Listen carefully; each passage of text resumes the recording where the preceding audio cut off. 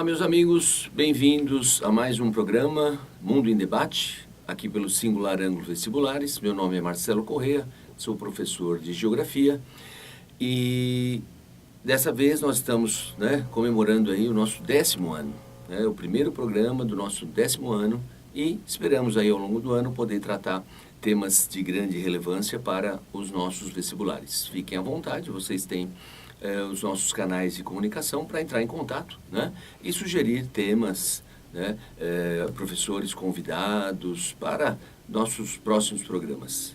Ok? Bom, eu acho interessante começar esse ano aqui lembrando dos 50 anos do assassinato do líder Martin Luther King Jr. Lembrando o nome dele, Martin Luther King Jr., embora ele tenha um filho também ainda vivo com exatamente o mesmo nome. Tá? De repente pode pintar uma confusão aí numa leitura, achar que é o filho, pai, filho, mesmo nome. Bom, ele foi assassinado então em abril de 68, aos 39 anos somente, muito jovem, e nós temos que pensar o quê? Na luta dele, na luta, na liderança e dele e de outros, como Malcolm X e outras lideranças, mas vamos focar nele, anos 50, anos 60, a luta por uma questão de igualdade. Eu acho que o mais interessante, que tem tudo a ver aí com nossos vestibulares, é pensar no país, como era os Estados Unidos da década de 50 e 60. O que nós vamos estudar, que é uma matéria bem frequente nos vestibulares, estudar o pós-Segunda Guerra, estudar o contexto geopolítico. Nós estamos falando do chamado mundo bipolar, da Guerra Fria. E nesta época, os americanos faziam uma propaganda muito intensiva aqui no mundo, mas sobretudo aqui na América Latina, quintal, visto como quintal americano, uma propaganda de um sonho americano, do berço de uma vida livre, a terra das oportunidades, The American Dream, ou o jeitão americano de viver, o The American Way of Life. A indústria cinematográfica trabalhando para mostrar um verdadeiro paraíso, um estilo de vida invejável, coisas do tipo. E como viviam os negros nos anos 50, nos anos 60? A grande maioria não podia votar, em muitos estados, sobretudo do sul, além da questão do voto, os negros não podiam entrar em boa parte dos estabelecimentos comerciais, bares, restaurantes.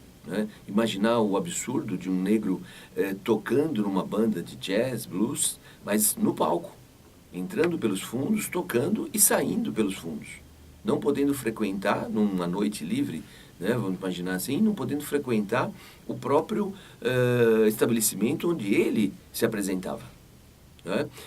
Os donos de estabelecimentos, eles tinham um direito legal de determinar o público que eles iriam receber. Então era comum nesses estabelecimentos a indicação do only white. E os negros simplesmente não podiam entrar. Era um crime tentar entrar num estabelecimento como esse. A polícia era acionada e tudo mais.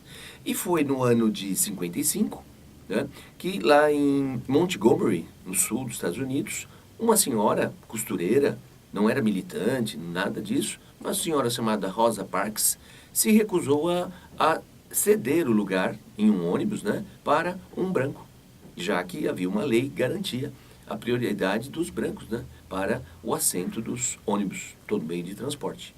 E isso foi visto como uma transgressão por parte dela, e o ônibus parou, chamaram a polícia, foi uma loucura ali, e isso fez com que um jovem pastor batista, Martin Luther King Jr.,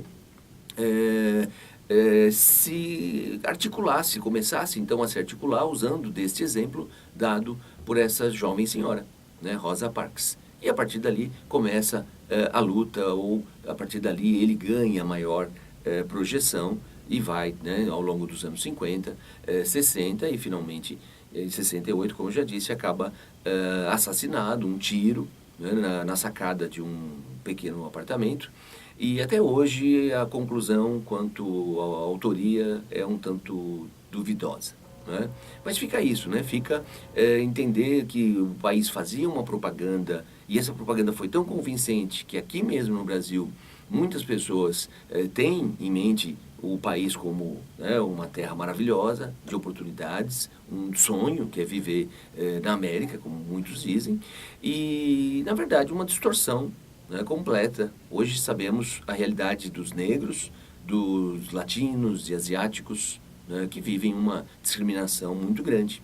Né? Por exemplo, os negros representam 13% da população. 13% da população americana, né, como um todo. Mas eles representam 40% de todos que estão encarcerados. Né? Os latinos representam 15%, ao mesmo tempo 25% daqueles que estão presos. Né? É bem diferente essa proporção. Né? Os brancos representam maioria, porém minoria dentre os encarcerados. Né?